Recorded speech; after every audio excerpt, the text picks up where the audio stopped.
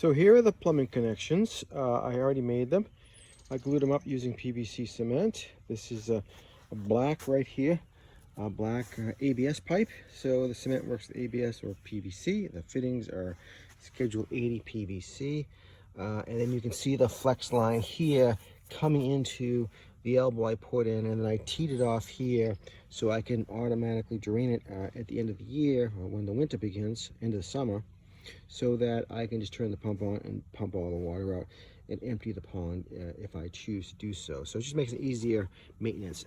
Now for the liner, like we talked about in the last episode, we basically took the liner. You can see here's the bulkhead fitting here, and then here's the liner that now is between this flange nut and two rubber washers. And then on the other side of it, it looks like this. This is the rubber liner that actually gets compressed between the bulkhead fitting and the flange nut. And you can see here, now we have a nice secure watertight fitting to the liner, right to the spillway. And we've leveled it, so we now have a level, a little bit of a pitch toward the front, which is good.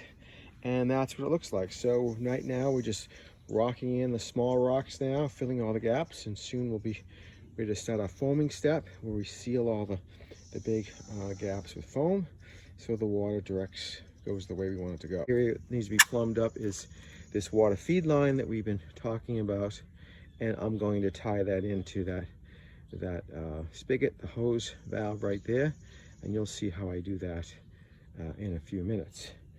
And then over here, this is the basin, and I've cut back the liner around the access door. That's where the pump is going to go, right in here. And you can see the PVC pipe there that we put into the bulkhead temporarily. So now the bulkhead is all installed. The hose is underground. The black 1.5 PVC you saw, the flexible PVC is already installed under the ground.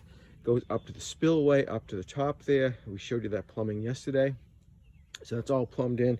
Now what we're going to do is we're going to plumb the pump in. Okay, so here's the pump. That's an OC pump. It's German made. It puts out about 2,300 gallons per hour with about 4 or 5 feet of head. So that's about what we need. I went ahead and I screwed up all of these fittings here. These all national pipe threads. I put Teflon tape on all the threads. It's a bushing here from 1 1/4 to 1 1/2, and then this is all 1 1/2 schedule 80 PVC. And here, there's a very important piece here. This is a union.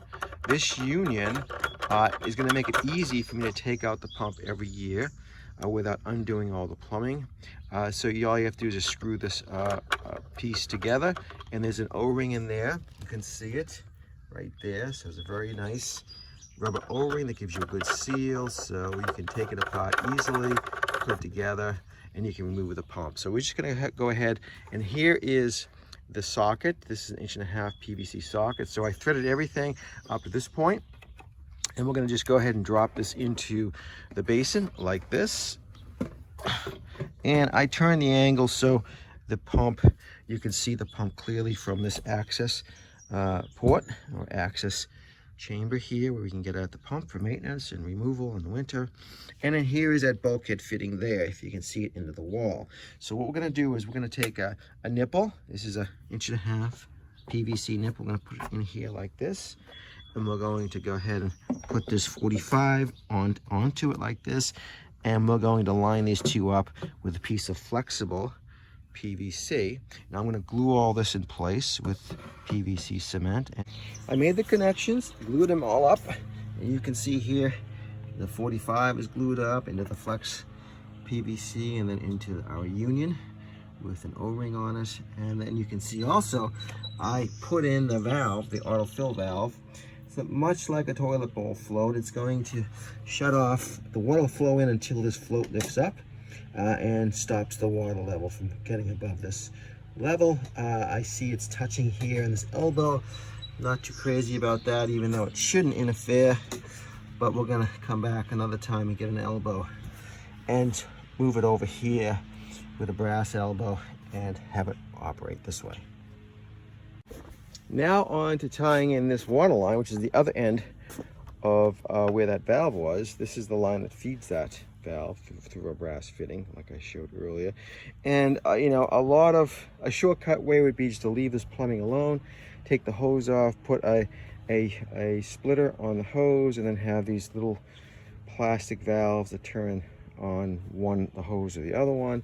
You have to always leave this valve on in that case, because this always has to be fed with pressure, so that if the water level goes down on in the basin, then it wants to autofill. So I didn't go that route because I've done that before, and those forks splitters are very cheap and they break, and the little plastic ball valves in there don't work very well. So what I'm going to do, it's more of a professional job, and I made up this coupling with a nice ball valve. You can see it here. So what I'm going to do is I'm going to unthread this hose valve here, the spigot valve, and I'm going to tee in this, and this valve will go into here, and now I have a separate valve, a ball valve, just for dedicated to this line, so I can keep this on or off into the pond, or I can operate this hose spigot like I normally do without any of that hokey splitter arrangement on the hose. Okay, we made the connection. Here's all plumbed in. We got the tubing, we got the on-off valve, the ball valve right here, and it works fine. It's on full on. And if you go to the basin now, you'll see it, the fill valve releasing water. And it'll continue to do so until this float comes up like this and shuts it off. So it's going to fill to the proper level. I think it's right about there is a good level, and I think we're good.